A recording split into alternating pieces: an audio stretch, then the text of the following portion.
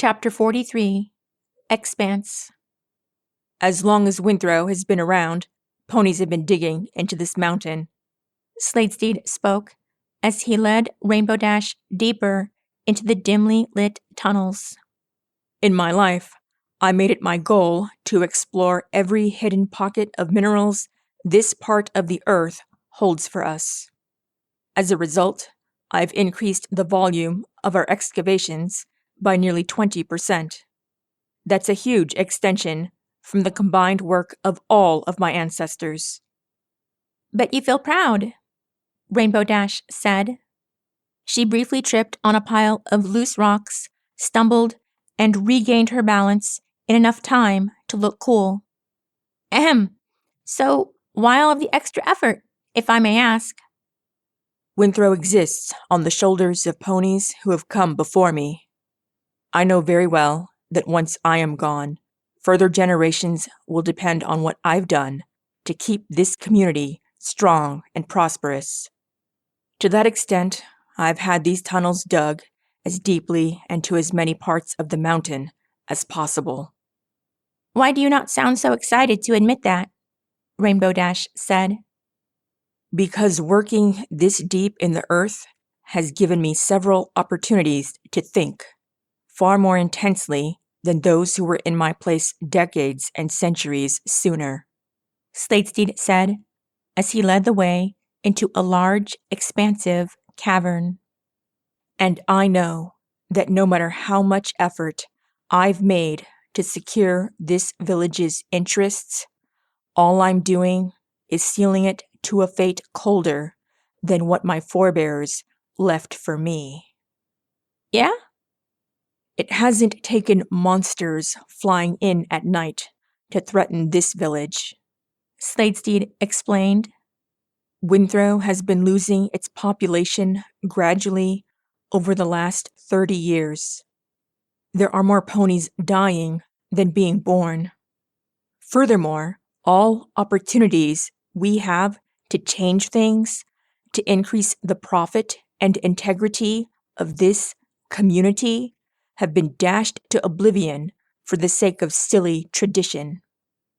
I'm guessing you blame your father for this? You've been in his company long enough, Equestrian. Sladesteed spoke. You don't need me to explain to you how old-fashioned he is. Yeah, but... He means well for the village, in theory. But in his attempts to keep Winthrow pure and unblemished in his eyes, he's inadvertently signed its death warrant. On top of that, he puts so much on my shoulders and expects me to come up with a miracle. I'd like for this city to prosper, but I can't turn a blind eye to what his very own citizens want. And what's that? They want more than what Winthrow has committed to for the past 3 decades. They want change. They want to incorporate culture from the rest of Wintergate. They want to grow up? Precisely. I'm sure your father has his reasons. I mean, it's not like old ponies are completely blind to the interests of the younger population. You're a rather young and exuberant Pegasus outsider.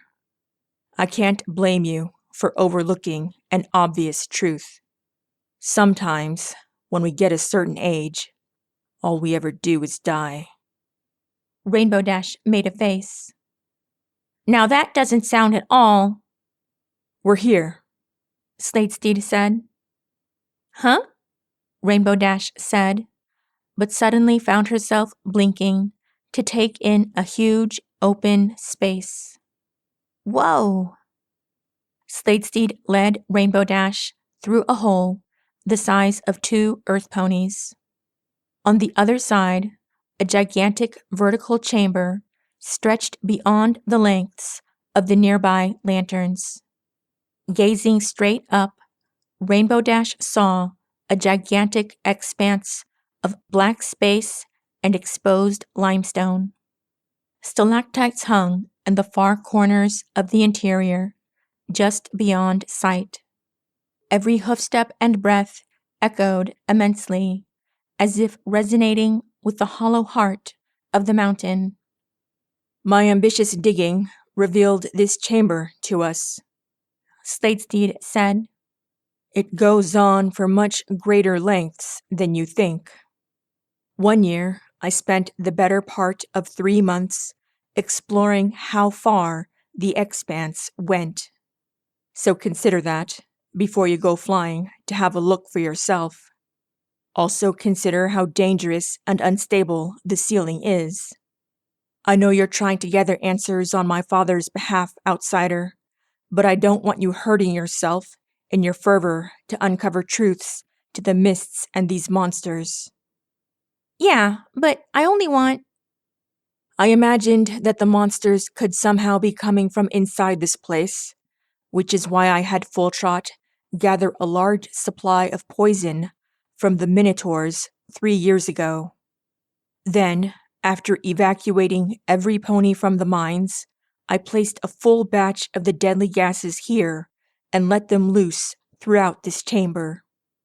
After 2 weeks, I returned with a team of explorers and found several dead mammals, insects, and amphibians collapsed all over the place. But there were no dead monsters. Wherever the invaders come from, it's either not in the heart of the mountain or not in the mountain at all. The fact of the matter is that no pony in Winthrow knows where they come from, and I doubt they ever will. All right, I'll buy that. Rainbow Dash nodded, adjusting her hard hat. Still, though, that doesn't mean we can't stop searching. Slatesteed gazed steadily at her. Equestrian, all my father and other ponies do is search, guess, and speculate. And all the while, more ponies die. It's not our place to understand the monsters. If anything, it would only help to destroy them. Unfortunately, after several years of trial and error, we haven't come close to accomplishing either.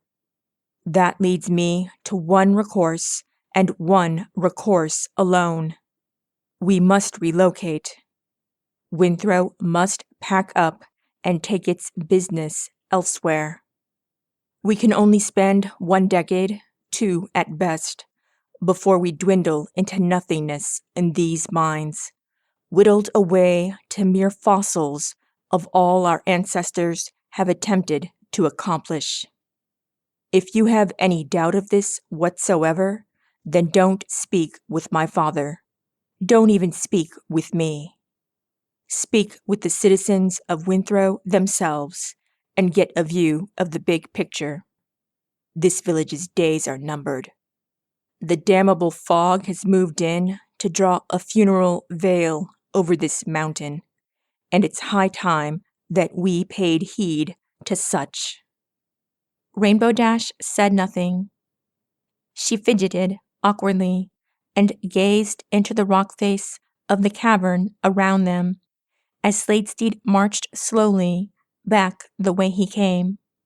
He paused and glanced back at her. If you don't believe me, then I won't stop you from looking around for yourself. I assure you, there are no creatures to be found down here. You know the way back from which we came. If I don't hear from you in an hour, I'll send some pony to fetch you, or else come myself. With that, he was gone. Rainbow Dash took a deep breath. She thought about his words, the cold tone in his voice, and could only roll her eyes. Just then, from the corner of her vision, she could have sworn she witnessed something pale. Glancing over at what had been in her peripheral, she squinted her eyes and marched towards a curious tunnel on the other side of the Expanse.